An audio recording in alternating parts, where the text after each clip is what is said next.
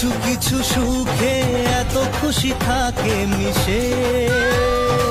Hey guys, আসসালামু আলাইকুম। আশা করছি সবাই ভালো আছেন। আলহামদুলিল্লাহ, আমিও ভালো আছি।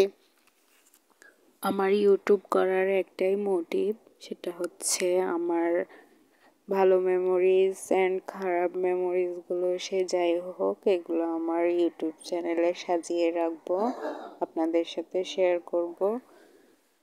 আর সেটা যার ভালো লাগবে না, যাদের ভালো লাগবে না, প্লিজ ইগনোর করবেন, বাজে কমেন্ট করবেন না। তো আজকে শুরু করছি আমার ব্লগটা। সেটা হচ্ছে আমরা যাচ্ছি ফ্যামিলি নিয়ে সবাই। শীতের মধ্যে কার না ভালো লাগে ঘুরতে। তো আমরা যাচ্ছি ফ্যামিলি ট্যুরে, আমার জন্মস্থান ট্যুর। সেটা হচ্ছে সাতকানিয়া, যেখানে আমার জন্ম। তো শুরু করা যাক ব্লগ।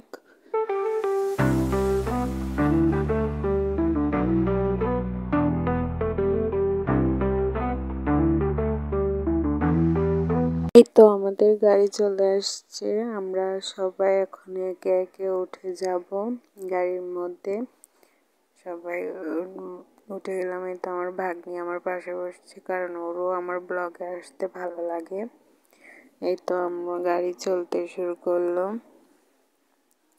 শীতকালে ফ্যামিলি ট্যুর দিলে কতই না ভালো লাগে, সবাই একসাথে ঘুরতে বের হইলে কত মজা লাগে। সবাই গল্প করতেছিল গাড়ির মধ্যে, আমি এগুলোর মধ্যে নাই, কারণ তারা দেশের বাড়ি নিয়েই কথা বলছিল, যেখানে আমার জন্ম হয়েছে। কিন্তু আমার তেমন ওখানে থাকা হয় নাই, আমি ছোট থেকে এখানে চলে আসছি। আস্তে আস্তে আমরা এই তো টানেলের মধ্যে চলে আসলাম, চট্টগ্রাম টানেল। ভেতরটাও অনেক সুন্দর, বাইরেরটাও অনেক সুন্দর। এটা নাকি পানির নিচে অনেকটা গভীরে। যারা দেখেন নাই তারা ট্যুর হিসেবে যে ঘুরে দেখে আসতে পারেন।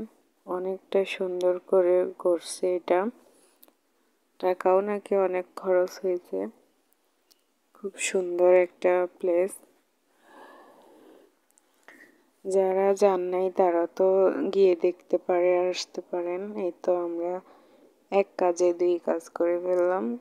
দেশের বাড়ি ঘুরতে যাচ্ছিলাম, সেখানে টানেলও দেখে নিলাম একেবারে, টানেল দিয়েই যাওয়া। তো এই তো সবাই গল্প করতেছিল আর আমি ভিডিও নিতে ব্যস্ত।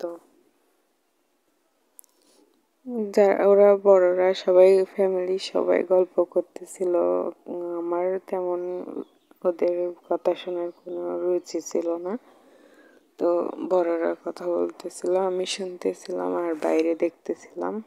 এই তো আমরা টানেল পার হয়ে চলে আসছি। আজকের জন্য এইটুকুই। আল্লাহ হাফেজ, সবাই ভালো থাকবেন।